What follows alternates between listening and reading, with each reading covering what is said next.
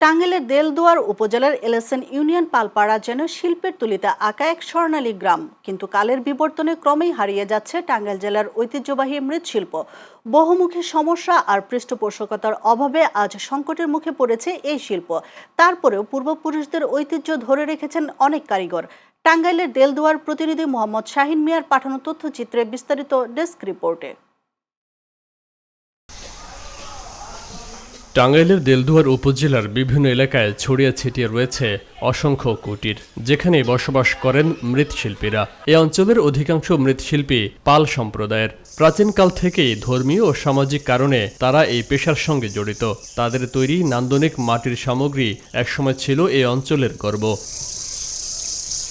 কিন্তু সময়ের পরিবর্তনে প্লাস্টিক, মেলামাইন ও অ্যালুমিনিয়ামের সহজলভ্যতা এবং সস্তা দামের কারণে মাটির পণ্যের চাহিদা কমে গেছে অনেকটাই। মৃৎশিল্পীরা বলছেন, প্রয়োজনীয় পৃষ্ঠপোষকতা ও বাজার ব্যবস্থার অভাবে এই শিল্প আজ বিলুপ্তির পথে। পূর্বপুরুষের থেকেই চলে আসছে এই কাজ, মাটির কাজ। আর মাটির কাজটা হলো আমরা সব কিছু তৈরি করি, দইয়ের পাতিল, ব্যাং, ফুলদানি, কাপ, ক্রিস, প্লেট। আমাদের এখন মাটির কাজটা চলেই না, কারণ আমরা মাটির কাজ করি। আমাকে মাটি আসছিল মেন। আগে মাটির জায়গায় জায়গাতে আগার পাগার কাটছে মেশে আমরা মাগনা তুলে আনছি। আর এখন টাকা দেওয়া মাটি পাওয়া যায় না, অনেক প্রচুর টাকা নেই। কারণ যে টাকা নেই আমরা জিনিস পাই না। ইয়ার পরিবর্তে এলিমেন্ট বেড়েছে, প্লাস্টিক বেড়েছে, সিলভার বেড়েছে। এই সমস্ত কারণে আমাকে দোষ করে গেছে। প্লাস্টিক, সিলভার বেড়ানে মানে পালে শিল্প কাজ বসে গেছে, এগুলা কোনো হানি নাই, চাহিদা নাই। প্রশাসনের পক্ষ থেকে জানানো হয়েছে, মৃৎশিল্পের পণ্যগুলো যাতে হাট, বাজার ও পর্যটন কেন্দ্রে বিক্রি করা যায় সে বিষয়ে প্রয়োজনীয় ব্যবস্থা নেওয়া হবে। পাশাপাশি কারিগরদের আর্থিক সহায়তা এবং সহজ শর্তে ক্ষুদ্র ও মাঝারি ঋণ প্রদানের আশ্বাস দেওয়া হয়েছে।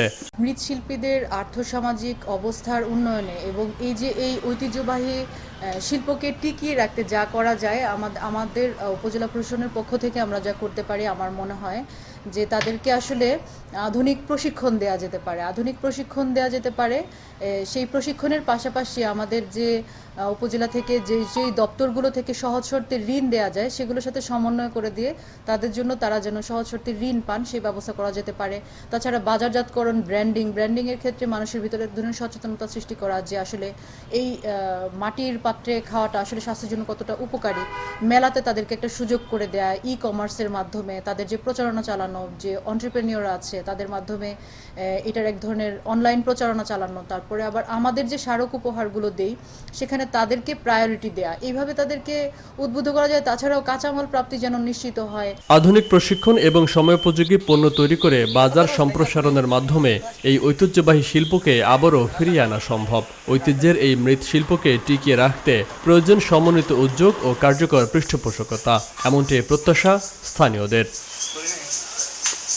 Faisal Mahmud, channel S news desk.